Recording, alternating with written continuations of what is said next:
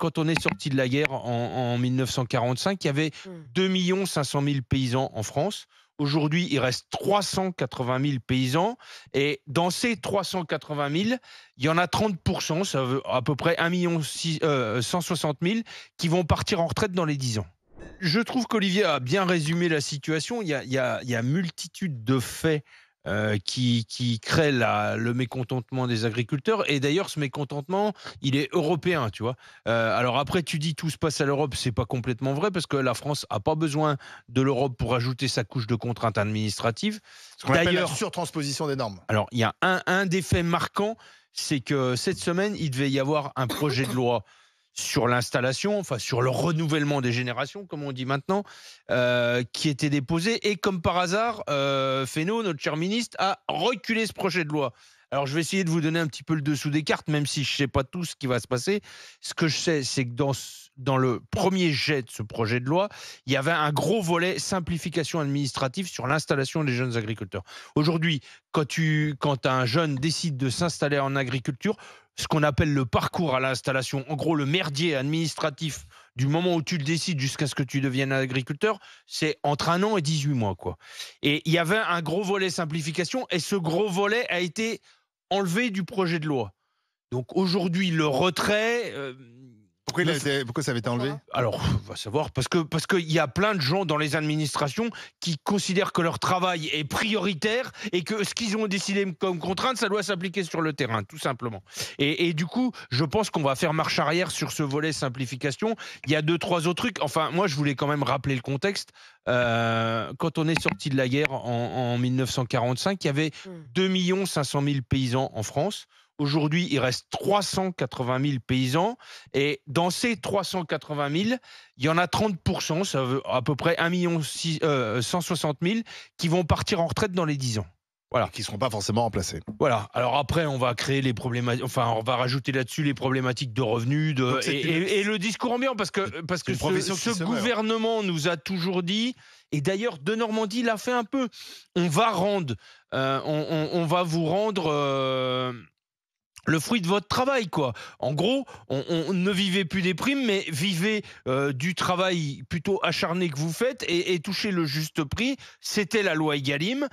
Derrière ça, ça est dans le bon sens, ça. Derrière ça, on nous a promis de travailler sur l'indépendance alimentaire de la France derrière le Covid. Et ce qui se passe concrètement aujourd'hui, c'est exactement l'inverse, quoi.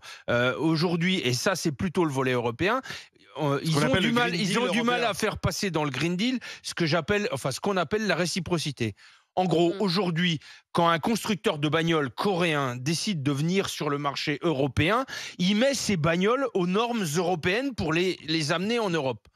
Dans les produits agricoles, ce n'est jamais le cas, quoi. Ce n'est jamais le cas, et je finirai là-dessus. On importe en France, alors qu'on peut être autosuffisant, on importe en France 50% de la volaille qu'on consomme, 20% de la viande de bœuf, 40% des fruits et légumes, quoi. 70% pour les fruits, uniquement. Que les fruits, c'est 60%. Si t'enlèves les fruits exotiques, ça fait... Bon, tu parlais de la folie, c'est de la folie quand même. Tu parlais de la colère en Europe, bien qu'ils ne soient plus en Europe, mais tes camarades du Royaume-Uni vont manifester les producteurs de fruits et légumes devant le Parlement anglais aujourd'hui. C'est un peu en train de prendre partout. Alors, le truc commun, c'est quand même l'augmentation des taxes sur le gasoil qui était non routier. C'est ce qui est le déclencheur partout. Que ce soit en Allemagne, en Pologne. En Pologne, c'est en train de démarrer fort. C'est là où ça rappelle les gilets jaunes. Voilà. Puisque c'était sur le gazole. Moi, je suis tout à fait. Tu les soutiens Là, je suis tout à fait d'accord avec ce qu'a dit Didier. Et je comprends, comme tout le monde, la colère des agriculteurs. Personne, que de Bruno Le Maire à la FNSEA, personne ne va vous dire qu'on ne comprend pas cette colère. Et je rappellerai, comme tu l'as fait, Didier, si on reprend le contexte, en 1945, les agriculteurs, ils étaient au cœur de notre modèle de société. Et ils avaient un rôle beaucoup plus vaste que simplement de nous nourrir. Les agriculteurs, ils produisaient de l'énergie, ils produisaient des matériaux, par exemple les fibres pour les tissus. Maintenant, on produit rien en France en termes de matériaux. Ils faisaient de la fertilisation des sols et ils produisaient de la nourriture. Ils étaient au cœur de notre modèle économique. Aujourd'hui, ils sont toujours au cœur parce que la priorité, c'est de se nourrir, évidemment. Mais petit à petit, on a industrialisé leur profession, on les a marginalisés, on les a mis aussi beaucoup sur des monocultures. Et donc, ils ont eu un rôle secondaire qui fait qu'aujourd'hui, il y a une déconsidération sociale qui conduit, en plus du drame écologique, au drame social, puisqu'il faut le rappeler, il y a un agriculteur agriculteurs qui se suicident tous les 2 jours en France. Toute la question pour moi, c'est évidemment de simplifier, mais c'est surtout quand est-ce qu'on va vraiment démarrer la transition écologique. Parce que non, la transition écologique, c'est pas de faire 14 lois pour dire aux agriculteurs d'installer des haies. C'est pas ça. Et donc, ils ont tout à fait raison. Moi, je rejoins leur colère sur la simplification. Quand on est agriculteur et qu'on a 14 lois pour nous expliquer comment installer des haies, qui peut s'en sortir? Enfin, personne. Mais qui impose ces lois administratives, cette bureaucratie c'est toujours la même chose.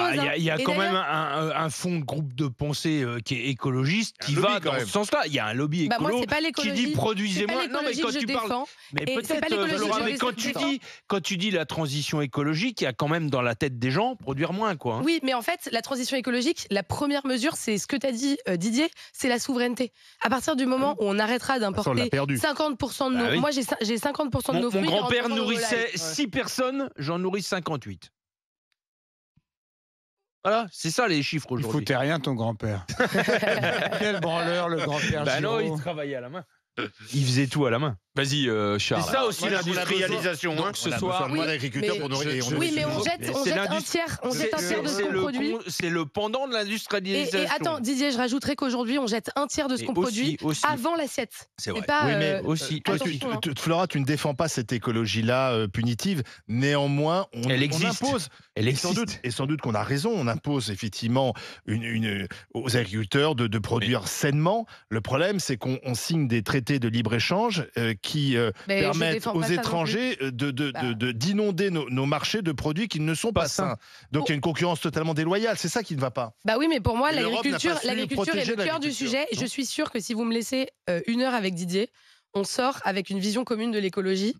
Pro-agriculteur, pro-souveraineté alimentaire. On va pas te laisser 1 heure avec Didier parce que c'est dangereux. Voilà, tu sais, Didier, il est dans sa campagne. Je lui ai demandé d'être gentil ce matin, il m'a dit ça dépend de ce que tu vas dire. Il voit pas de meuf souvent, donc on va pas te laisser 1 heure avec lui, ça non. Je le voyais venir le Charles. Non mais je le voyais venir le Charles. Au téléphone. Non mais tu connais pas Didier. Non mais c'est une vanne. On a le droit de faire des blagues même le lundi matin. Vous dites la même chose. Non mais quand Charles aura un argument sur le fond, il arrêtera de vanner sur le fait que. Vas-y Charles. Vas-y Charles. Mais si t'as qu'à aller à France Info si tu veux être pas drôle. Qu'est-ce que je voulais dire? Ça c'était drôle. Non mais attends. En fait, le problème, c'est qu'il me fait rire. Donc, le jeune athlète, ce soir, c'est son premier gros dossier. Bah oui, le jeune athlète, ça va être la première fois dans sa vie qu'il va voir des agriculteurs. Ça va être intéressant. Non, je dis en toute amitié. Mais il n'y en a pas beaucoup dans les arrondissements qu'il a fréquentés. Moi, je suis frappé de voir qu'au fond, les problèmes viennent toujours un peu des mêmes causes. C'est-à-dire, on a une bureaucratie à Bruxelles et à Paris. Je suis content d'entendre Flora qui dit que ça n'est pas sa vision de l'agriculture. Néanmoins, de l'écologie et donc de l'agriculture. Néanmoins, toutes ces normes, elles viennent pas de nulle part. Elles viennent quand même de gens qui ont, au départ, des soi-disant bonnes intentions. Ouais. Et c'est à l'aune de ces bonnes intentions que des gens qui ont fait Sciences Po, quelques grandes écoles et qui se retrouvent en position de fabriquer des normes, c'est à l'aune de ces bonnes intentions que ces gens-là fabriquent des normes très contraignantes pour ceux qui ont les mains dans la terre, pour ceux qui vraiment se coltinent la vraie part du travail, la vraie part du travail qui est de faire de l'agriculture, de fabriquer de la viande, des fruits et légumes, du lait, etc. Ce sont eux qui se coltinent de appliquer ces normes. Donc ça, déjà, moi, il y a un premier problème qui est qu'on laisse faire beaucoup trop des gens qui, à mon avis, n'ont pas une connaissance suffisante du terrain.